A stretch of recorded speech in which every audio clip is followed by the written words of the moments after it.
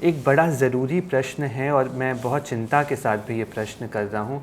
भोजपुरी पे लगातार आप काम कर रही हैं, भोजपुरी गीतों पे। अभी अश्लीलता का जो लगातार प्रभाव भोजपुरी पे दिखाई दे रहा है, उसको किस तरह से देखती हैं? और लगातार बढ़ता जा रहा है। बहुत सारे अच्छे काम हो रहे हैं, हम सब इसको स्वीकार करते हैं, लेकिन कहीं ना कहीं फिर भी वो बहुत प्रभावी दिखाई दे रहे हैं।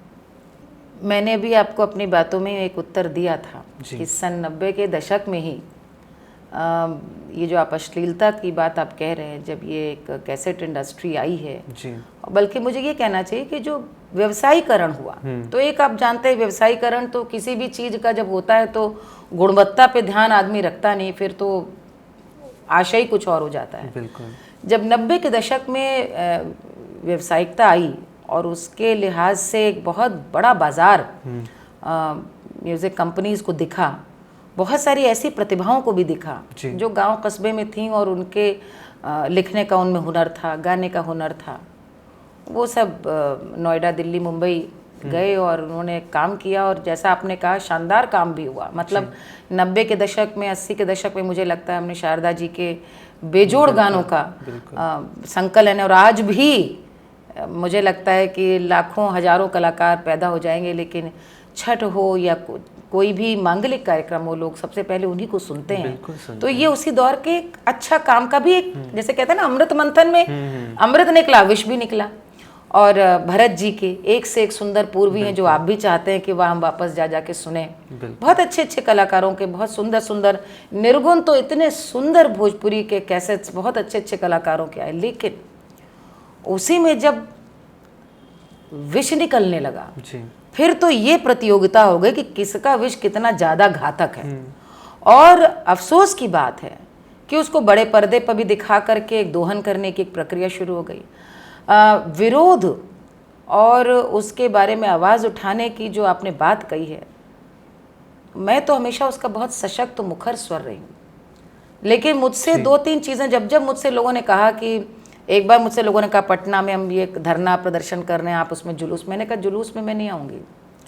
मैं मानती हूँ कि अपनी गायकी से, अपने कृतित्व से मैं बड़ी लकीर खींचना चाहिए। आप एक जीवन काल में भी कर पाएँ। शारदा जी ने कोई धरना प्रदर्शन वो शारदा जी को देख के लोगों को, हर बिहार का, हर उत्तर प्रदेश का, हर हिंदुस्तान का यदि कोई पिता है अपनी बेटी को सिखा रहा है, वो कहेगा देखो शारदा जी जैसा बनना। बिल्कुल। तो ये एक होता है कि उन्होंने अपने जीवन से करके दिखाया है। उसी भोजपुरी को जिन्होंने गंदला किया है, मुझे आश्चर्य होता है कि हर 1-1.5 साल 2 साल में फिर एक मुहिम आती है कि अश्लीलता के खिलाफ फिर अब आजकल फिर से छिड़ी है। तो मुझे हंसी आती कि क्या ये आज रातों रात हो गई है? कौन लोग हैं जो इसमें शामिल है, कौन नहीं है शामिल, मैं तो ये पूछना चाहती हूँ। बिल्कुल। और ये आज का नहीं है। एक आपको मैं उसका उदाहरण दूँ, अभी भी यानी सही और बुरे का अभी भी अंतर नहीं पता है कि जो कलाकारों ने ऐसा गाया है कि जिनके संग जो मतलब जिनकी वजह से भोजपुरी पिक्चरें कोई नहीं देखने आजकल जा रहा, उनके सीडीज़ कोई नहीं देख रहा, आप उसी मंच पर सोचते हैं मैं भी गाऊंगी और उनको भी आप गवाएंगे। इसका मतलब कि आपके लिए सही गलत का भेद कुछ रहा नहीं। ये इतने खेद की बात है कि जिस प्रकार का स्तर, जिस प्रकार के गाने आजकल भोजपुरी में गा रहे हैं, और एक सबसे बड़ा उसका एक कारण ये भी है कि अब चूँकि तकनीक ने इतना सहज बना दिया है कि अब तो आपको वो इंडस्ट्री कैसेट वालों के पास जाने की ज़रूरत नहीं है, और आप तो अपने प्रोड्यूसर खुद ही हैं। तो अब कितना गिर सकते हैं इसकी प्रतियोगिता चल रही है, कितना घटिया लिख सकते हैं और एक कमरे में ही कितना घटिया शूट कर सकते हैं, उसकी प्रतियोगिता चल रही है। मुझे तो बस यही कहना है कि जनता ही इनका हिसाब करे।